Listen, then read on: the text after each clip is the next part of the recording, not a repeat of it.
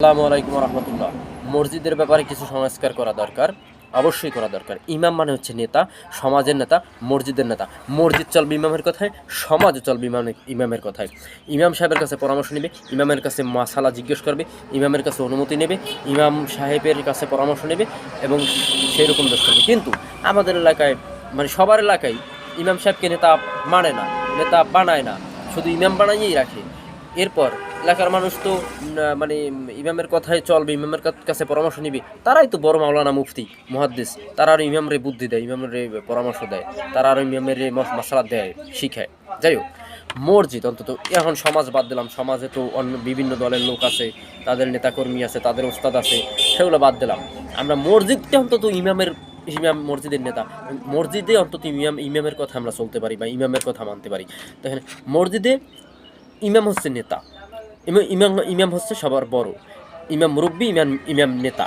এখন একজন মসজিদ কমিটি দিয়েছেন, সভাপতি বানাইছেন। এখন সভাপতি তো উপরে উঠতে গেল, নেতার উপরে উঠতে গেল সভাপতি, সভাপতি পদটা বড়, ইমাম ছোট। এখন নেতা, ইমাম মানে নেতা, সেই নেতার চলতে হয় সভাপতির কথায়। নেতার কোনো কিছু করলে সভাপতির পরামর্শ নিতে হয়, সভাপতির অনুমতি নিতে হয়, সভাপতির বিরুদ্ধে কিছু বলা যাবে। তাহলে ইমাম মানে নেতা, যে এটা কী হইল? মসজিদে কমিটি হইবে, ইমাম সাহেব হইবে সভাপতি, ইমাম সাহেবও তিনি, সভাপতিও তিনি। তিনি এলাকাবাসীর সাথে প্রয়োজনে আলোচনা করবেন। তিনি মসজিদে চালানোর জন্য এলাকার গণ্যমান্য 5-7জন ব্যক্তি নিয়ে নেবেন, তার ভিতরে সেক্রেটারি, কেশিয়ার এরকম থাকবে। তাদের সাথে আলোচনা করে, তাদের সাথে পরামর্শ করে ইমাম সাহেবও মানে একাই এরকম হয়ে যাবে না যে সে একদম স্বাধীন, সে কারো কাছে হিসাব দিতে হবে না।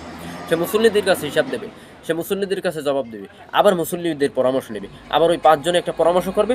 যদি তারা মনে করে যে আমরাই যথেষ্ট, তাহলে তারা যথেষ্ট। যদি তারা মনে করে যে না, আমরা মুসল্লিদের সাথে এটা আলোচনা করব, সেটা আলোচনা করবে। আর দয়া করে মসজিদগুলো আওয়ামী লীগ বিএনপির মসজিদ বানাইবেন না।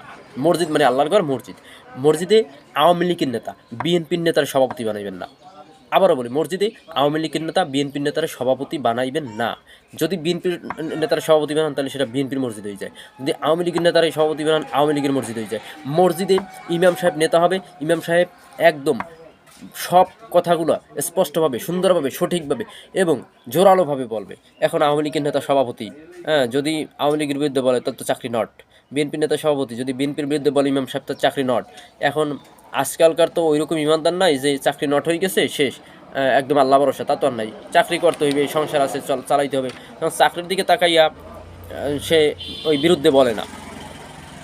এবার দেখা যাচ্ছে, যদি আপনার দলের কোনো নেতাকর্মীরে সভাপতি বানান, সে দেখা যাচ্ছে ঘুষের সাথে জড়িত আছে, সে সুদের সাথে জড়িত আছে, সে হারামের সাথে জড়িত আছে, তখন হুজুর ওই বয়ানও করতে পারে না। কারণ তাহলে সভাপতির গায়ে পড়ে, তাহলে চাকরি নট। এরকম আছে না? আছে, প্রমাণ তো আছে এরকম বহু। তৃতীয়ত হচ্ছে, এলাকায় মসজিদে ইমাম সাহেবের বেতন নির্ধারণ করা হবে, যেই বেতনে ইমাম সাহেব সুন্দরভাবে পরিবার সঠিকভাবে সুন্দরভাবে চালাইতে পারে, এইরকম ইমামের বেতন নির্ধারণ হইবে। এরপর যাদের খুশি তারা ভালো লাগলে বেতন দেবে, আর বাকি যে টাকা পুরনো লাগবে এলাকার একজন গণ্যমান্য ব্যক্তি, একজন ধনাঢ্য ব্যক্তি, সে দিবে। আর যদি এরকম না হয়, তাহলে ইমাম সাহেব বেতন, যদি আমি মনে করি যদি 10,000 টাকা ধরা হয়, তাহলে একটা ফান্ড থাকবে, একটা মানে দান বাক্স থাকবে, একটা মসজিদের বাক্স থাকবে, ওইখানে সবাই টাকা দেবে। যদি 5,000 টাকা ওঠে, তাহলে বাকি 5,000 টাকা একজন ধনাঢ্য ব্যক্তি দিয়ে দেবে। অথবা এলাকার যারা ধনাঢ্য ব্যক্তি আছে, অথবা যারা দিতে চায়, তাদের একদিন, যে আপনার যে যা দিতে চাইবেন মসজিদের ইমামের বেতন হিসেবে, কালকে নিয়ে আসবেন, আগামী সপ্তাহে নিয়ে আসবেন, তারা নিয়ে আসবে, দেবে। আর বাকি যদি বাড়তি, যদি 10,000 টাকা ইমামের বেতন দেওয়ার পর 5,000 টাকা বেশি থাকে, তাহলে ওইটা মসজিদ উন্নয়নের জন্য ওইটা ব্যয় হবে, এরকম। এরপর হচ্ছে, দেখেন, কিছু ঐতিহ্য ছিল। ফরজ নামাজ ফরজ, এরপর হচ্ছে আপনার নফল সুন্নাত আছে, এগুলা আগেই। কিন্তু এখন ফরজ তো আর আপনি জোর করে পড়াইতে পারবেন না, বা যে পড়বে আপনি শুধু বলতে পারবেন যে নামাজ না পড়লে কী হয়, নামাজ পড়তে হবে, নামাজ বাধ্যতামূলক। কিন্তু ঐতিহ্য আছে, এই ঐতিহ্য দয়া করে নষ্ট করবেন না। ঐতিহ্য হচ্ছে সবে বরাতের রাতে সবাই মসজিদে এসে নামাজ পড়ে, এটা একটা ঐতিহ্য, একটা সৌন্দর্য, একটা মানুষ সবাই এক হয়, সবাই একসাথে সম্মিলিতভাবে মোনাজাত করে, দোয়া করে, একটা ঐতিহ্য। যখন মশলা দিয়ে দিলেন যে বাড়িতে বইসা পড়লে নামাজ ভালো হয়, বেশি সব উত্তম। এখন তো আমি তো বাড়িতে যাই, পড়বো না, ভালো লাগে না বাড়িতে একা একা, আর একজন আর ভালো লাগে না বাড়িতে, সে মনে করো যে বাড়িতে পড়ি, বাড়িতে বই পড়া হবে না, আর এলাকায় বসে আছে, এই ঐতিহ্যটা নষ্ট হয়ে যাবে। সুতরাং শবে বরাত যে মহিমান্বিত একটা রাত, একটা সুন্দর রাত, একটা শান্তিময়, একটা বরকতময় রাত শবে বরাত, সেইটা আর থাকলো না। মসজিদে কেউ আসে নাই, আর বাড়ি বইও পড়া হয় না। আমি ট্রাই করছি বহুত, মানে আগে তো হয় না। তো এগুলা এই জিনিসগুলো নষ্ট করবে না। দেখেন আজকে ঘরে ঘরে মসজিদ হয়েছে, মানে যে জায়গায় একটা মসজিদ ছিল সেখানে অনেক মসজিদ হয়েছে, যার কারণে মুসল্লি কমে গেছে। এখন আগে ওই যে বৃষ্টি না হলে যে নামাজটা পড়া হয়তো মসজিদ মাঠে যাইয়ে সবাই মিললে, সেই নামাজটাও কিন্তু এখন মসজিদে বসে পড়া হয়, এটা ঠিক না। ঈদের নামাজ ঈদগাহে পড়া উচিত, ঈদের নামাজের ঐতিহ্য হচ্ছে ঈদগাহে পড়া, একটা এলাকা ভিত্তিক একটা ঈদগাহে পড়া, বেলা এই এলাকা ভিত্তিক একটা মাঠে পড়া।